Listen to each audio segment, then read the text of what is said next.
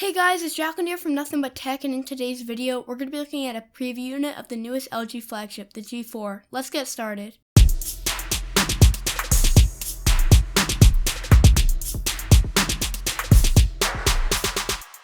To be clear, this is a Korean international version of the phone that will still work with GSM carriers, but it is not the official unit and should be referred to as a preview unit, so anything about the phone or the packaging is subject to change without notice.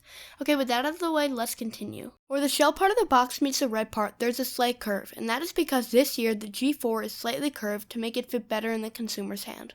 The curve is nothing like the G Flex 2, but it is just enough to notice the easier feel in the hand. Taking the phone out of the box was easy, and I noticed the curve right away. My model that LG sent me was a plastic-backed model, but different leather versions will also be available. I will talk more about the phone later in this video, but let's finish up looking at the accessories. The G4 comes with a standard power brick that does not support fast charging. Out of the box, the G4 does not support wireless charging or fast charging, but LG said they're going to come out with a different back to enable wireless charging. The G4 also has a standard micro USB cord for charging, and it is a pretty decent size. My G4 came with the battery pre-installed, even though some other units are coming with the battery separate in the box. Mine actually came in the device.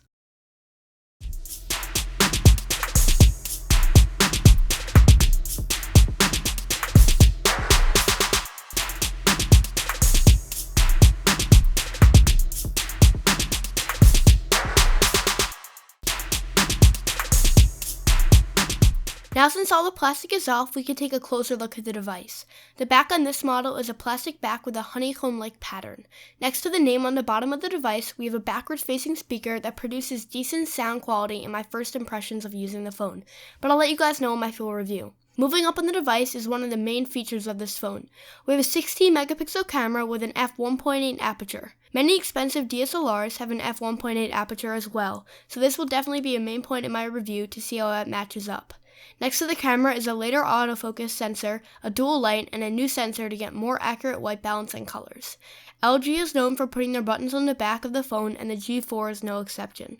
The power button is in between the volume up and down buttons, and the volume up and down buttons are textured so then you know what you're pressing when you don't see the buttons. One unique feature about the LG G4 is a removable back. This is one of the very few phones in 2015 to have a removable back.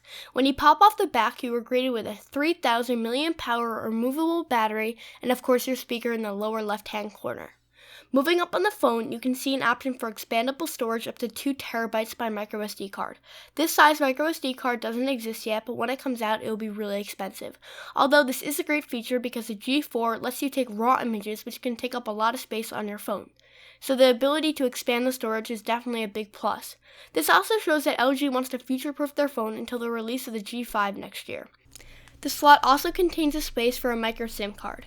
The display is a big attraction on this phone with a 2.5K screen or 1440p. It makes it impossible to see pixels from normal viewing places, and the colors look great for my first impressions. But stay tuned for my full review where I will share my final thoughts. That has been it, guys. Thank you guys so much for watching, and comment below what other videos you would like to see me cover on this phone. I already have a few in mind, but let me know what else you guys would like to see. And also comment down below what other things you would like me to talk about in my review and mention to you guys. Thank you so much for watching, and I'll speak to you next time.